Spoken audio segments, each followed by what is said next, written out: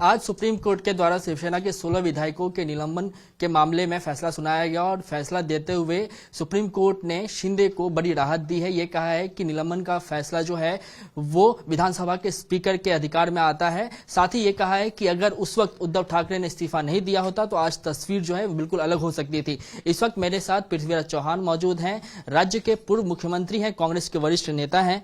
Sir, supreme court के इस टिप्पणी से आप कितने सहमत हैं? सुप्रीम कोर्ट ने यह कहा कि अगर उद्धव ठाकरे ने इस्तीफा नहीं दिया होता तो आज तस्वीर कुछ अलग हो सकती थी। देखिए, इस पे बहस करने का कोई फायदा नहीं है।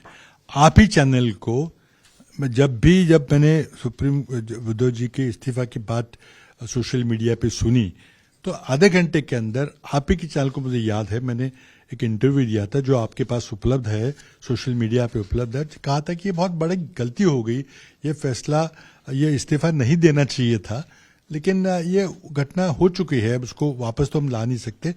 लेकिन चीफ जस्टिस ऑफ इंडिया ने भी ये कहा है कि अगर आप इस्तीफा नहीं देते तो शायद हम आपको फिर से बहाल करने का विचार कर सकते थे। लेकिन इसको अगर आप दूसरी ओर से देखिए तो इसके मतलब यह है कि ये जो सरकार गठित हुई है ये असंवैधानिक है।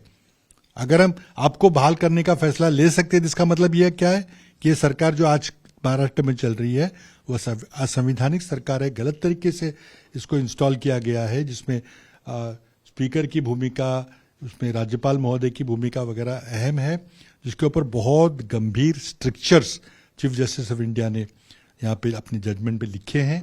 अब देखिए, नैतिकता के आधार पर तो इस सरकार को सत्ता में रहने का बिल्कुल अधिकार नहीं है, लेकिन दूसरी ओर जो उसके इस फैसले से जो निष्पन्न हुआ है उसकी जो कानूनी कार्रवाई आगे की, हम पूरे जजमेंट का अध्ययन करके उसके बाद में वकीलों से सलाह मशवरा करके महाविकास आघाड़ी के नेता अगला कदम सोचेंगे। सर, आप कह रहे हैं कि नैतिक तौर पे जो है सरकार को इस्तीफा देना चाहिए, नई सरकार का गठन किया जाना चाहिए, लेकिन उद्धव ठाकरे के उस कदम ने तो सारी संभावनाएं खत्म कर दी। नहीं, देखिए, वो जो हो चुका है ना, देखिए, अगर उद्धव जी इस्तीफा नहीं देते शायद सुप्रीम कोर्ट शिंदे सरकार को बर्खास्त करके उद्धव ठाकरे को ला सकती थी।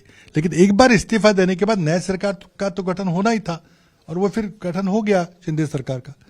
तो इसलिए कहने की बात है कि जो घटना घटी है 20 जुलाई को वो हो चुके हैं, उस पर कोई आगे कोई बात करने का कोई फायदा नहीं है। सुप्रीम कोर्ट ने इस पर जो अंतिम रूप से जो कहना था कह दिया है।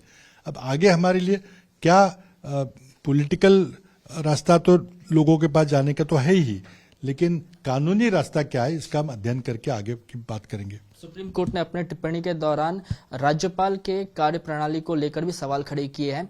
कई सारी तीखी टिप्पणी जो है वो राज्यपाल को लेकर की गई है। क्या आपको लगता है कि राज्यपाल के द्वारा जो काम किया गया था वो सभी तरीके के काम जो है वो गलत थे उस समय? देखिए, हम पहले दिन से राज्यपाल की भूमिका की आलोचना करते रहे हैं। हम उन पे गुजारिश, चाहे वो हमारे महापुरुषों का अपमान की बात हो, चाहे 12 विधायकों को नामित करने की बात हो, हर जगह उनका फैसला, उनका निर्णय ये पार्शल था, पक्षपाती था। और जो सत्ता पक्ष, दिल्ली का सत्ता पक्ष जिन्होंने उन्हें राज्यपाल बनाकर भेजा था उनके हक में था और संविधान के खिलाफ था। जो कि बात अब चीफ जस्टिस ने भी फिर से बड़े बहुत ही स्ट्रांग शब्दों में स्ट्रिक्चर जो पास किए हैं उससे राज्यपाल की भूमिका पर एक प्रश्न चिन्ह लगाया हुआ है। इससे अगर सरकार, केंद्र सरकार कोई सबक लेना चाहती है तो राज्यपालों के लिए कोई कोड ऑफ कॉन्डक्ट, कोई आचार संहिता का गठन करें। नहीं तो इस तरह से बहुत ही पक्षपाती रूप से अगर राज्यपाल, हर एक राज्य के राज्यपाल काम करेंगे, एक पॉलिटिकल पार्टी का नुमाइंदा होने के तरह से राज्य करेंगे, तो ये बहुत जनतंत्र के लिए बहुत खराब बात है। लेकिन बहुत सारे मुद्दे हैं कि राज्यपाल का निर्णय फ्लोर टेस्ट लेने का गलत था। साथ ही में उन्होंने ये भी कहा है कि चुनाव आयोग ने जो फैसला दिया है शिवसेना के सिंबल ऑर्डर में वो भी गलत था। उन्होंने ऑर्गेनाइजेशन विंग का विचार ही नहीं किया, सिर्फ लेजिस्लेटिव विंग और पार्लियामेंट्री विंग में जिसका बहुमत था उसी पे उसका विचार करके फैसला दिया, जो भी गलत था। स्पीकर साहब ने जिस व्यक्ति को विप करके स्वीकृति दी थी, मान्यता दी थी, वो भी गलत था, क्योंकि विप को नियुक्त करने का अधिकार सिर्फ पॉलिटिकल पार्टी का होता है। ये सारे मुद्दे हैं जिसमें हम आगे कानूनी लड़ाई जारी रखेंगे, लेकिन हमारी मांग है कि नैतिकता के आधार पर इस सरकार को सत्ता में रहने का, एक पल भी सत्ता में रहने का अधिकार नहीं है और नैतिकता के आधार पर इस सरकार को इस्तीफा देना चाहिए। सुप्रीम कोर्ट की टिप्पणी से ये बात तो अभी स्पष्ट है कि शिंदे सरकार को जो है संजीवनी बूटी मिल चुकी है, सरकार पर किसी तरीके का खतरा नहीं है। लेकिन जो टिप्पणी सुप्रीम कोर्ट की तरफ से की गई है, क्या आने वाले दिनों में आप जनता के बीच इस बात को आप पहुंचाएंगे?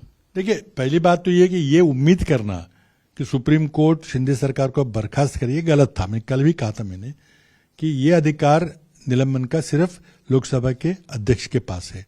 तो अगर कोई बहुत ही बड़ी कोई बात होती तो शायद वो इस पर फैसला कर सकते थे, लेकिन उन्होंने ये कहा कि आप ही फैसला कीजिए, लेकिन विप कौन होगा हम बताएंगे, लेकिन आप समयबद्ध तरीके से टाइम बाउंड मैनर में उसका फैसला लीजिए। आप इस फैसले को साल भर तक नहीं बैठ सकते। तो ऐसे कई सारे उन्होंने उस पर कंडीशंस डाले। पूरा फैसला पढ़ने के बाद और भी बातें सामने आएंगी, तब बात करेंगे।